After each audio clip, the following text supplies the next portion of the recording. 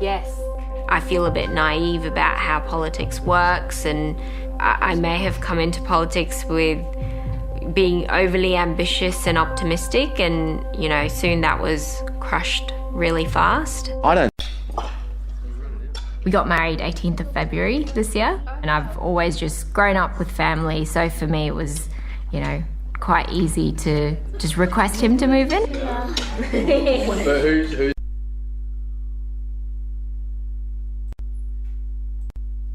The whole family, we ran away to Pakistan.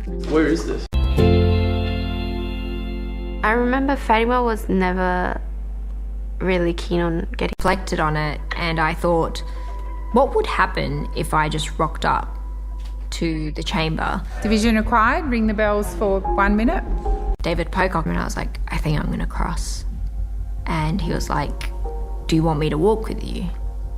That's when I just got up and crossed the floor, knowing that this could be the end of my career as a member of the Labor Party. Senator.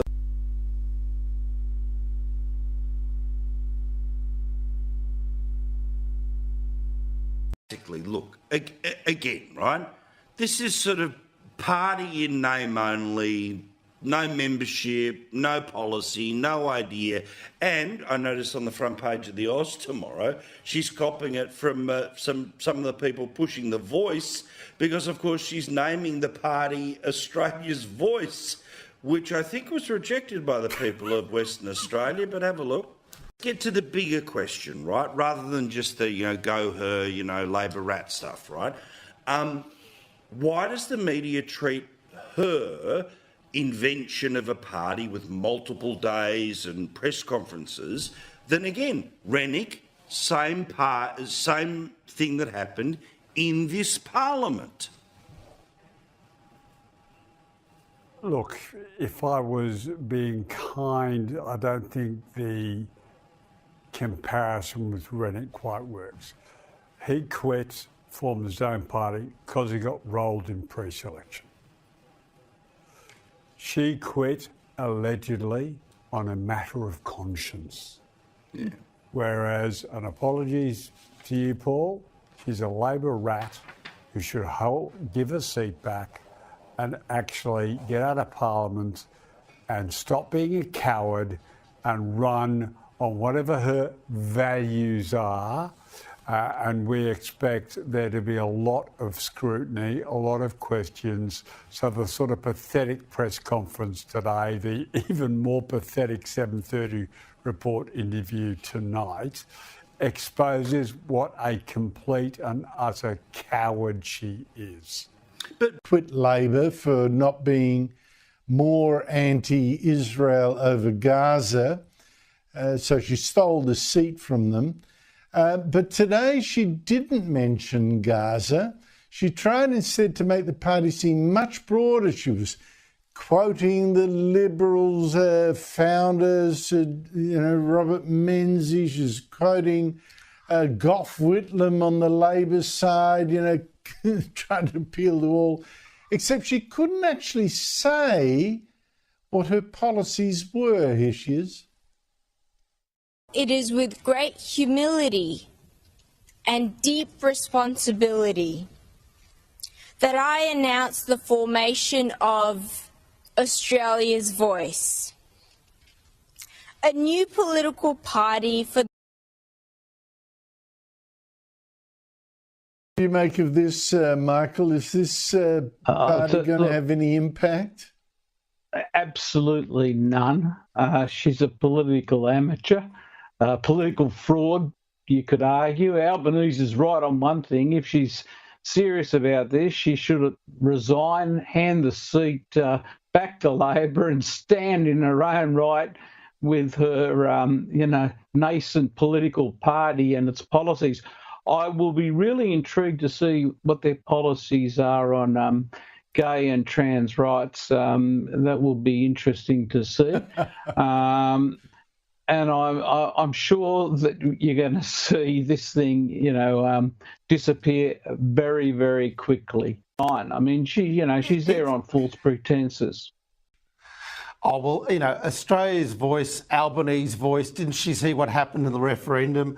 I mean, this is a political tragic looking for a campaign. But seriously, she will now have to rule out getting political funding and sponsorship from Iran and Hezbollah and Hamas.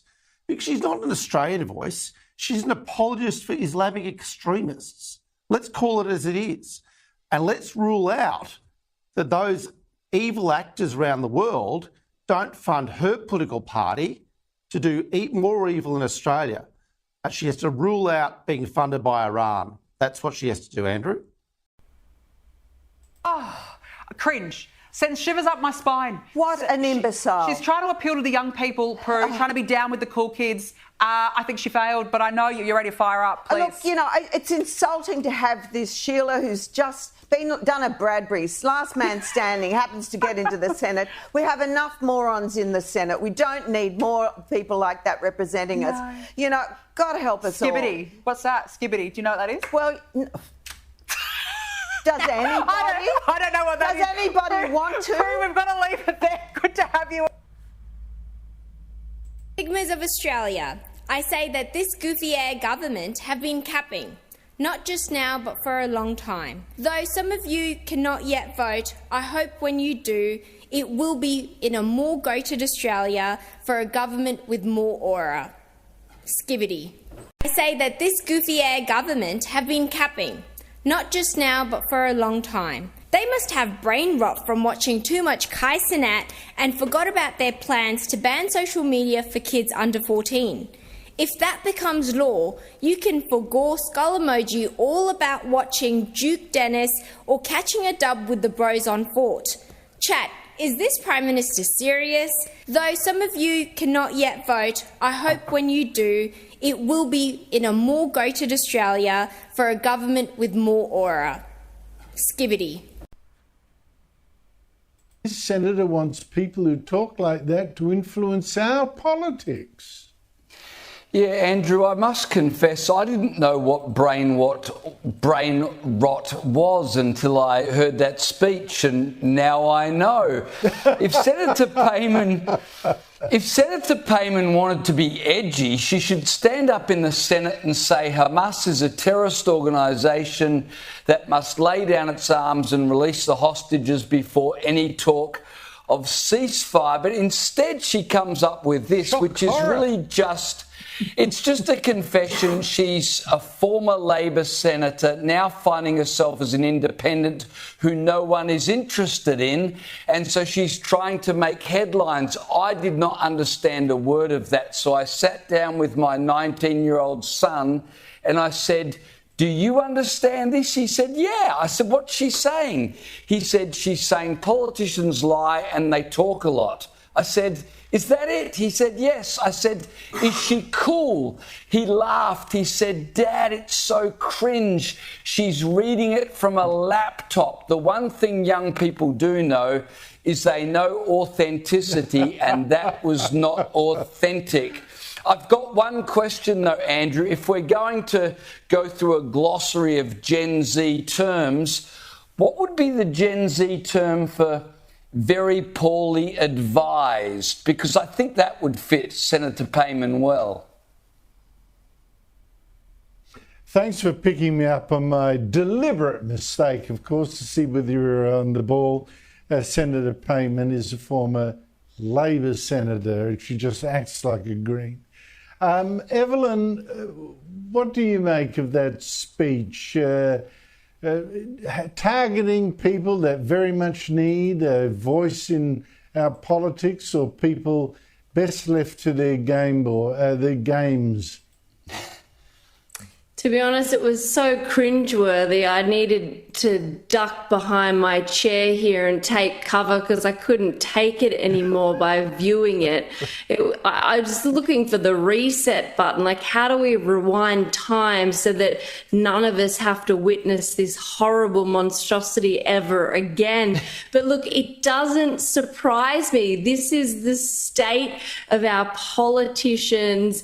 You know, it seems to be that so many of them are just second place winners who were bullied in high school and come into this fruition and make a mockery of our nation. It was an utter mockery. You know, it used to be such an esteemed position, an honourable position to, you know, be a politician and take care of a nation. It's just so simple. Just do your job, do it well, and cut all the fat off the meat and get rid of all this nonsense, because I can't take it any longer. I really can't take it. And if people enjoy this, I don't want them anywhere near the driving stick of our nation. That's bad news.